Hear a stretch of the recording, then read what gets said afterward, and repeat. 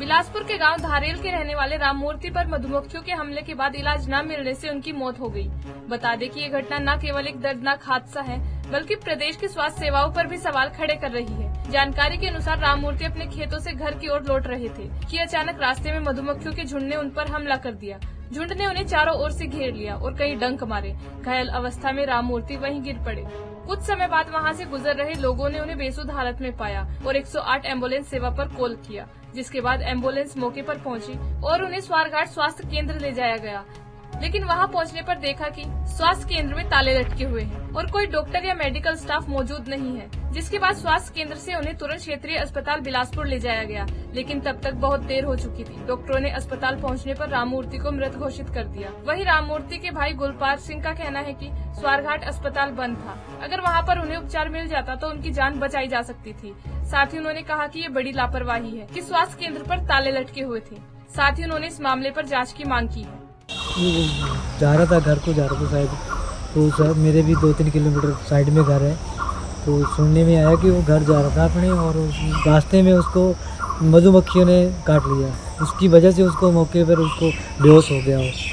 फिर अब आगे उसके जो घर वाले थे उनको पता लगा होना कहीं ना कहीं, तो रोड की वजह से उनको उठा के लाना पड़ा। कम से कम आधा पौना घंटा लग गया। रोड तो है नहीं, सुविधा है नहीं।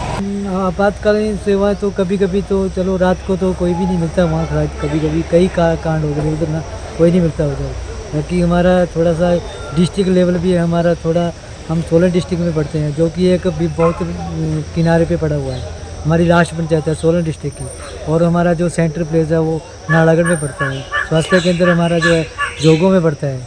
तो इतनी दूर पहुँचना, 15-20 किलोमीटर पहुँचना, कम से कम 1 घंटा तो लग ही जाएगा। तो उतने में तो फिर बीमारी मरीज तो ख़त्म ही हो जाता है। तो होनी चाहिए जी, हमारा बहुत बड़ा एरिया है, उसमें कोई खास सुविधा तो है नहीं, तो इसलिए हमारे को तो सरकार से ही गुजारिश है कि हमारे एरिया में कोई ना कोई ऐसा मतलब संस्थान खुलना चाहिए ताकि ऐसे रात दिन में जो भी घटनाएं होती है उनका निवारण होना चाहिए। हमारे जो गुजरने वाले व्यक्ति हैं वो हमारे रिश्ते में चाचा जी लगते हैं, हमारे गांव से हैं, और हमारे गांव का नाम धरेल है, जिसमें स्वारघाट के नज़दीक पड़ता है और स्वारघाट के नज़दीक पड़ता है और जहां स्वास्थ्य केंद्र भी है, लेकिन हमें कोई फर्स्ट एड की सुविधा वहां नहीं मिलती।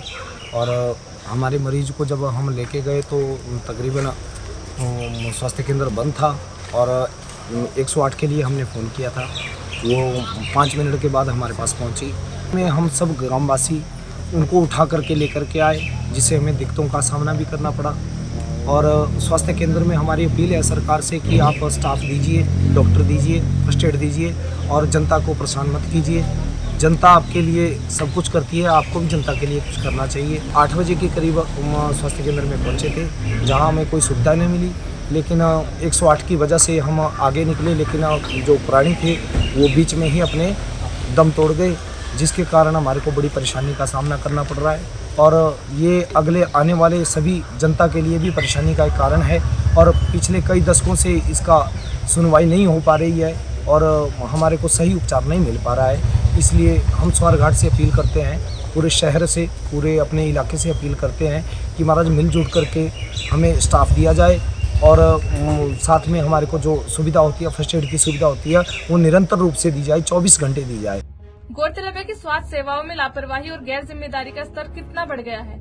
एक स्वास्थ्य केंद्र जो लोगों की जान बचाने के लिए बनाया गया है, वहाँ किसी की मौजूदगी न होने के कारण एक व्यक्ति की जान चली गई। ये घटना प्रशासन की स्वास्थ्य सेवाओं पर सवाल उठा रही है, जिसे लेकर ग्रामीणों में रोष है। पंजाब केसरी टीवी के लिए बिलासपुर से सुभाष ठाकुर की रिपोर्ट।